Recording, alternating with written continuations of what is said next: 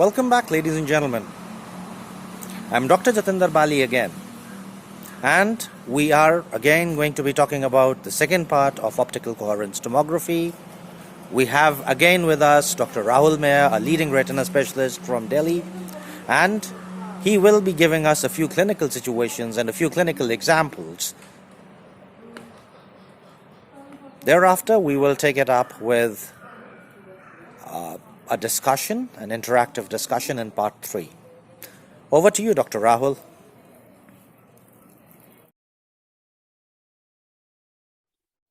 Good morning, all. I am Dr. Rahul, and I am a vitreoretina consultant at Stroff Charity. So, I just wanted to take a short lecture on how to basically interpret OCT. So, I think our view. I think day in, day out, we see such patients with OCTs. A 32-year-old male, diminution of vision for 15 days. What we can see is a PED, a pigment epithelial detachment with subretinal fluid.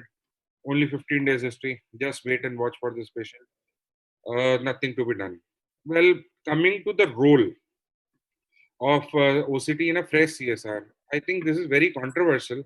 But seeing the personality of the CSCR patients, I usually go in and do an OCT in these patients, even though they are fresh.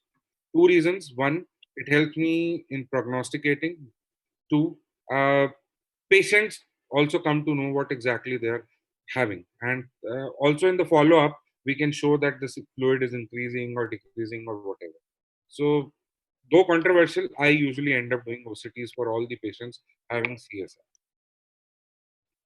So this is another patient, 38-year-old male, came to us with a BCB of 624.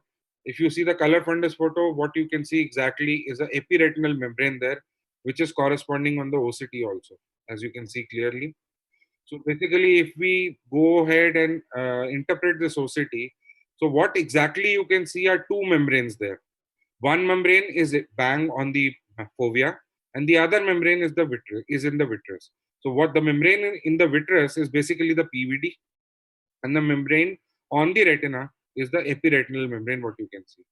The foveal contour is distorted because the whole retina is getting pulled up there. Intraretinal, yes, you can see a few cystic spaces here and there. No subretinal detachment, and the RP looks very good. So another thing that there are so many features what help us in planning the epiretinal membrane removal. With the advent of new OCTs, the OCTs what we have today, we can even take up to 12 by 12 millimeter of the macula. So which really helps us sometimes in getting into the plane from where exactly we need to plan the surgery. So I feel the OCT is a very good guide in helping us to plan the surgery for these patients and also for prognosticating. If you see the outer retina, the ellipsoid zone is the zone which if affected, the prognosis, we can even prognosticate the patient, telling him about the prognosis post surgery. Very commonly seen, there's a full thickness macular hole patient, 57-year-old female. As you can see, we clearly see that the hole is a full thickness macular hole. Went ahead, did a surgery, and what we get is a beautiful type 1 closure after the 2 months. There's the OCT 2 months post surgery. So, what is type 1, type 2 closure? I think I should not go into much details of this. Just to show you a photo, the type 1 closure is the one wherein both the horns come together and there is no space in between. The type 2 is that though there is no SRF, the hole is closed, but you get a defect in between. Prognosticating factors again depend on the outer zone, the ellipsoid zone, which helps us in knowing the how to prognosticate the patient. So coming to another OCT, I see the color fundus photo, and what I can see is a hemorrhage bang at the fovea. Went ahead with the OCT. OCT shows neurosensory the vitreoretinal interface is absolutely okay. You can see intraretinal spaces, and what you can see towards the superior end is a neurosensory detachment. And what you can see just at the RPE, there is a RPE-CC complex thickening. What you can see there. So basically, this is a CNVM, And there's a classic CMM. We did an angiography on the basis of which we classified it as a classic CMM. Nothing to be done. Just go ahead, give multiple injections. Patient does fine. Though not important, I usually don't do OCTs for my patients having a central retinal artery occlusion. But just to show here that the color fundus photo clearly shows that the patient has got a cherry red spot and has got a central retinal artery occlusion. Vision is hand movements. OCT, if you see, the vitreoretinal interface is normal. The foveal contour is distorted. And what we can see is the RNFL thickening. Altogether, the retina is edematous, the inner retina. So this is basically a picture what you commonly see in a central retinal artery occlusion. Another thing which I wanted to highlight, though, sorry, I don't have a video for this. Basically, very commonly, actually, when we go on a video, which is actually taking a scan between the disc and exactly at the retina, sometimes we see a communication between the subretinal fluid and the optic nerve head pit.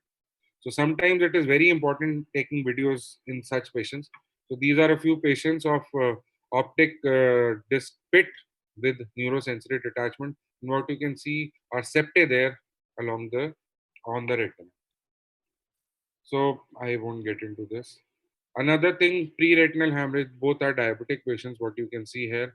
Pre-retinal hemorrhage, just to show you how a pre-retinal hemorrhage, lot of backsharding as you can see in both the OCT scans there. Another thing which I wanted to show is a VKH patient.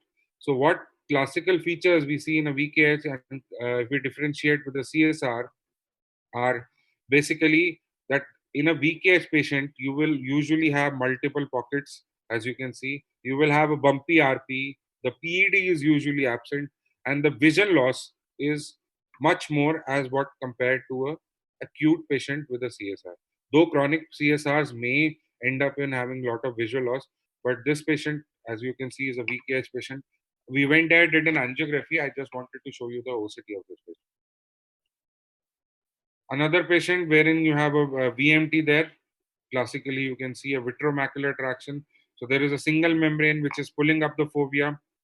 In these patients, you have to be very, you have to tell the patient that no doubt surgery is the only option in these patients, but doing a surgery sometimes may induce a macular hole there.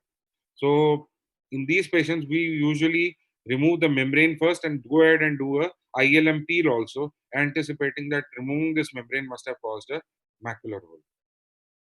Albinism, what you can see, there's nothing what you can appreciate on the OCT. The vitreoretinal interface is clean. There is no foveal contour and gross foveal thinning, what you can see in patients with albinism, wherein they present with hypoplasia also. So these are basically some of the OCTs which I wanted just to show you and make you understand how do you basically interpret an OCT. So these are a very few common